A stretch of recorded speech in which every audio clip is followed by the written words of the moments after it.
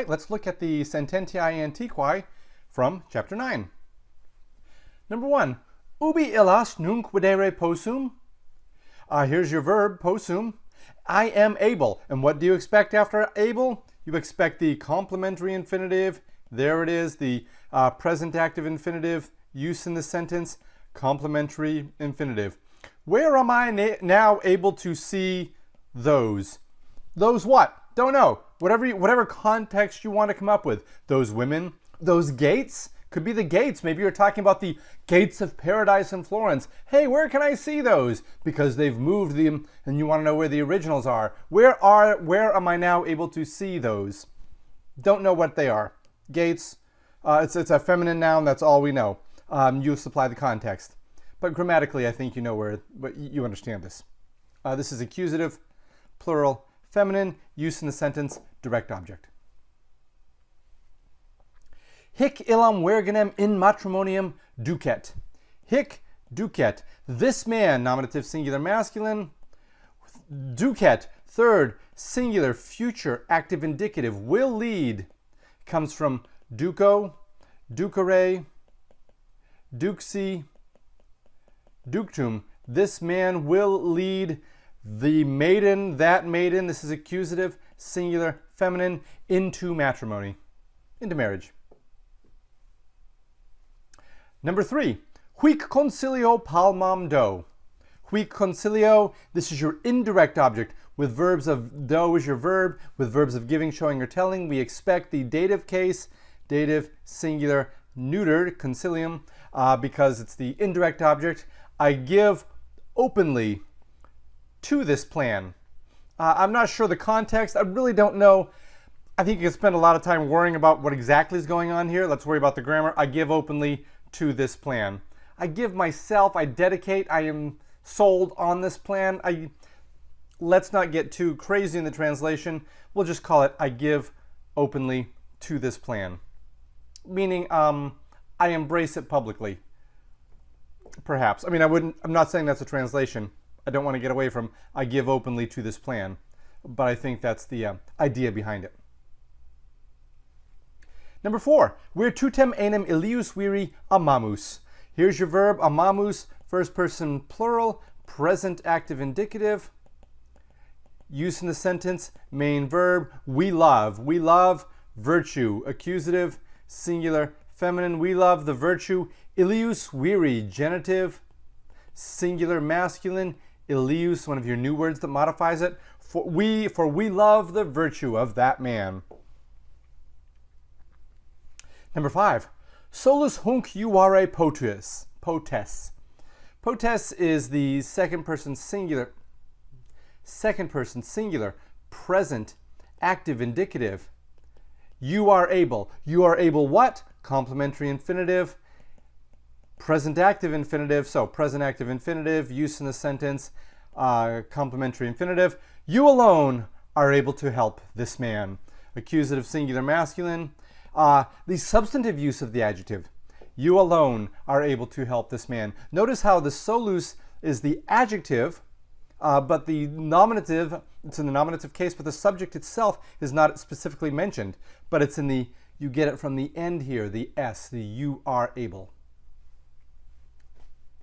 Number 6, poena estius inius hunc morbum civitatis relevabit, sed periculum semper remanebit.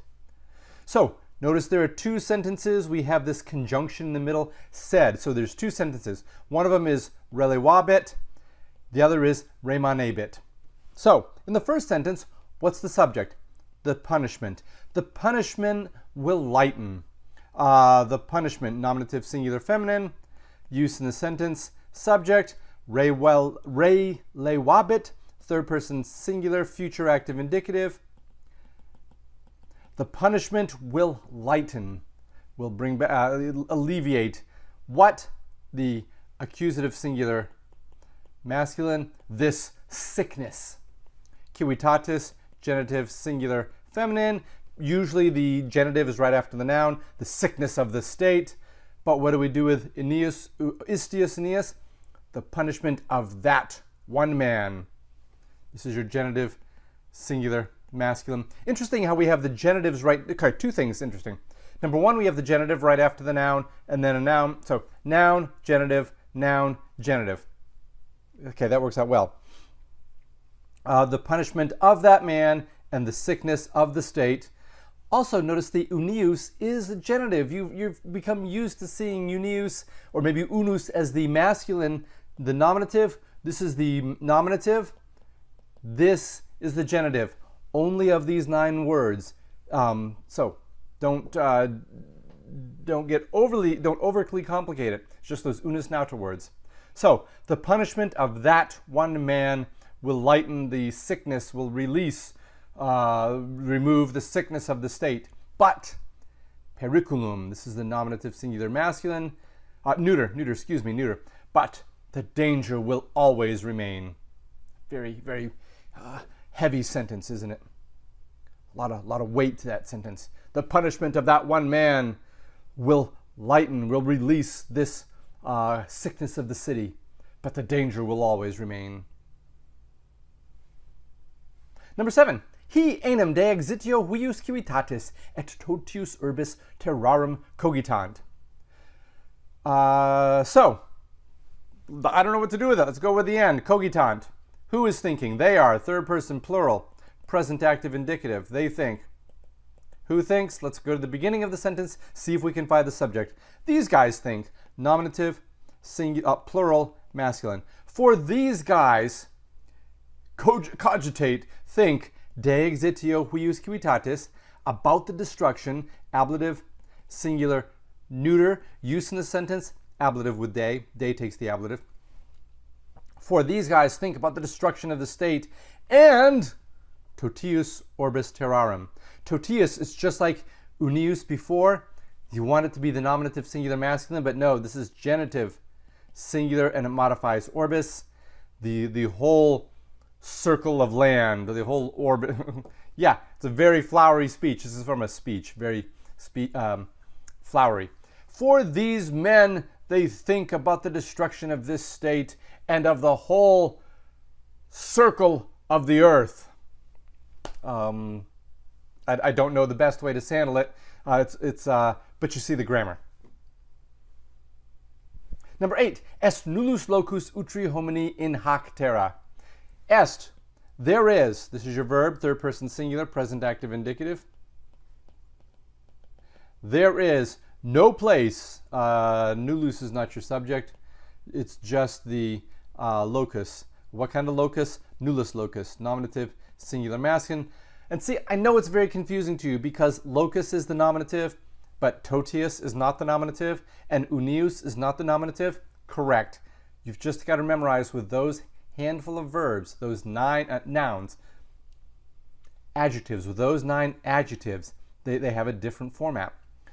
So for there is no place on this earth for either man, and that explains the dative singular masculine. The dative means to or for. There is no place on earth for either man.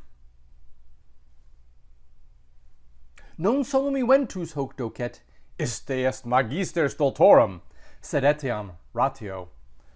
Not only the outcome teaches this, and how do we know this is present? Because if it were ducet, this is the future. But with docet, it is the present. Yes, I'm acknowledging the problem that you may have. I am acknowledging the confusion because ducet is a third conjugation verb and the sign of the future is an E, but docet is a second conjugation verb and you get that E in the present tense. Yes, correct. So not only does the event teach this, that is the teacher of fools, but also reason. In other words, oh yes, let's not look at and see exactly what happened. Let's see the reasons behind it. Because anybody can look at that and say that's what happens, but that's the teacher of fools. Let's look at the reasoning. It's a philosophical comment.